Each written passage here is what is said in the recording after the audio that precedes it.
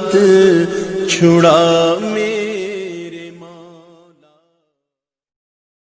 انہی حضرت عمر کی کہانی ہے، وادی تہامہ سے گزر رہے تھے کہ بچوں کی طرح بلک بلک کے رونے لگے۔ کہا عمر جوان آدمی ہو اور بچوں کی طرح بلک کے رو رہے ہو؟ کہا تم نہیں جانتے، مجھے بچپن کی کہانی یاد آ گئی۔ کہا کیا کہانی ہے؟ کہا یہی عرض تہامہ تھی، میرے باپ خطاب نے مجھے 5 اونٹ دیے تھے، کہا انہیں لائن میں کھڑا کرو سیدھا۔ میں آگے والا سیدھا کرتا تھا، پیچھے والا ٹیڑھا ہو جاتا، پیچھے والا سیدھا کرتا، آگے والا ٹیڑھا ہو جاتا۔ میرے باپ خطاب نے مجھے بڑا مارا۔ کہا ایک عرب کے بیٹے ہو کہ تم سے 5 اونٹ لائن میں کھڑے نہیں ہوتے؟ کہا ایک زمانہ عمر پہ وہ تھا کہ اس سے 5 اونٹ لائن میں کھڑے نہیں ہوتے تھے، اور آج شرق سے لے کر غرب تک 23 لاکھ مربع میل کی حکمرانی اور انسان بھی لائن میں کھڑے ہیں۔ یہ محمد عربی کے جوڑوں کا صدقہ نہیں ہے تو اور کیا ہے؟ عمر سے تو 5 اونٹ لائن میں کھڑے نہیں ہوتے تھے۔ تو یہ عزتیں، یہ تخت و تاج، یہ حکومتیں ہمیں حضور کی دہلیز سے ملی ہیں۔ جب ہم نے اس دہلیز کو چھوڑ دیا تو دنیا کے اوپر رسوا ہو گئے اور ذلیل کر کے رکھ دیے گئے۔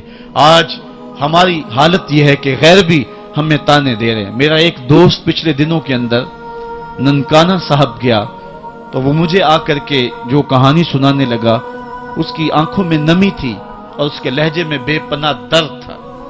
کہنے لگا کہ مجھے شوق دامن یہ ہوا کہ میں یہاں سکھوں کا گردوارہ بھی دیکھوں۔ کہتے میں اسی شوق میں ان کا گردوارہ دیکھنے چلا گیا، تو جب گردوارے کی سیڑھیاں آئیں تو میں جوتے اتارے اور میں سوچ رہا تھا کہ ان کو سمیٹ کے کہاں سنبھالوں، تو ایک شخص آگے بڑھا اور مجھے کہنے لگا کہ آپ تسلی سے جائیں، یہ گردوارہ ہے، مسلمانوں کی مسجد نہیں ہے۔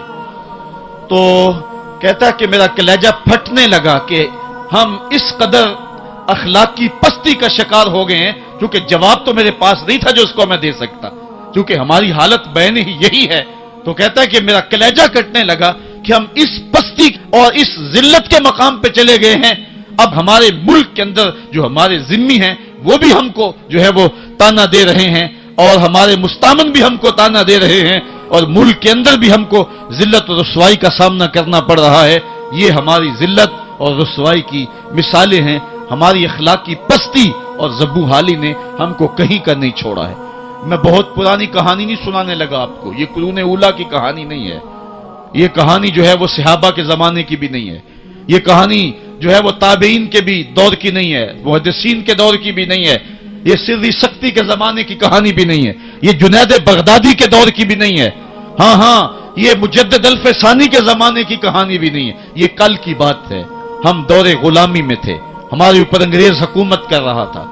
ایک انگریز افسر شاہی مسجد دیکھنے کے لیے آیا، اور جب چبوترے کے اوپر چڑھا تو ایک گداگر نے اس کے آگے ہاتھ پھیلایا، اس نے بٹوا نکالا اور اس کی ہتھیلی میں کچھ پیسے رکھے، دوبارہ وہ جیب میں بٹوا ڈالنے لگا تو بٹوا اس کے ہاتھ سے گر گیا اور وہ بے توجہی میں اندر چلا گیا۔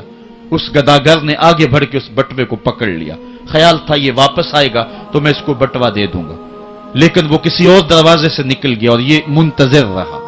وقت گزرتا رہا، 1 سال گزرنے کے بعد وہ دوبارہ پھر آیا، اس کا کوئی دوست اسے ملنے آیا تھا انگلستان سے، اس کو شاہی مسجد دکھلانے کے لیے وہ پھر آیا۔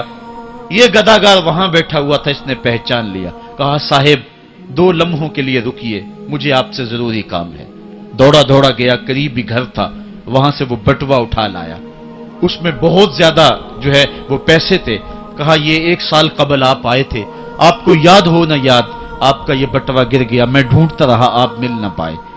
اس نے جب دیکھا، وہ ایک کبھی بٹوے کے اندر رقم کو دیکھے، کبھی گداگر کے چہرے کو دیکھے، پھر اس سے رہا نہ گیا۔ اس نے کہا تو گداگر ہے اور تو ایک پائی صبح سے شام تک اکٹھی کرتا ہے، اتنی رقم تجھے اکٹھی مل گئی تو تو اس رقم سے اپنا گھر بنا سکتا تھا، کاروبار سیٹ کر سکتا تھا، اور 1 سال ہو گیا تو میرا انتظار کرتا رہا۔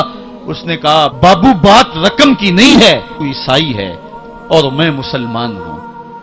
کل قیامت کے دن اگر تیرے نبی نے میرے نبی کو کہا کہ میرے امتی کا بٹوا گرا تھا اور تیرے غلام نے پکڑا تھا، تو پھر میرا نبی جو ہے تیرے نبی کے سامنے شرمسار ہوگا۔ میں گداگر ضرور ہوں، بے غیرت نہیں ہوں، میں نہیں چاہتا کہ میرے نبی کو تیرے نبی کے سامنے شرمندگی ہو۔ یہ تو گداگروں کی کہانی ہے، آج شاہوں کی کہانیاں سناؤں تو کلیجہ منہ کو آئے، آج وزیروں کی کہانیاں سناؤں تو کلیجہ پھٹنے لگے، آج آیان سلطنت پہ براجماں تخت شاہی پہ بیٹھے ہوئے آج یہ وزراء، آج یہ افسر، آج یہ وڈیرے، ان کی کہانیاں چھیڑ بیٹھوں تو کلیجہ پھٹنے لگے۔ جب میں کہتا ہوں الہی میرا احوال دیکھ، حکم ہوتا ہے اپنا نامہ اعمال دیکھ۔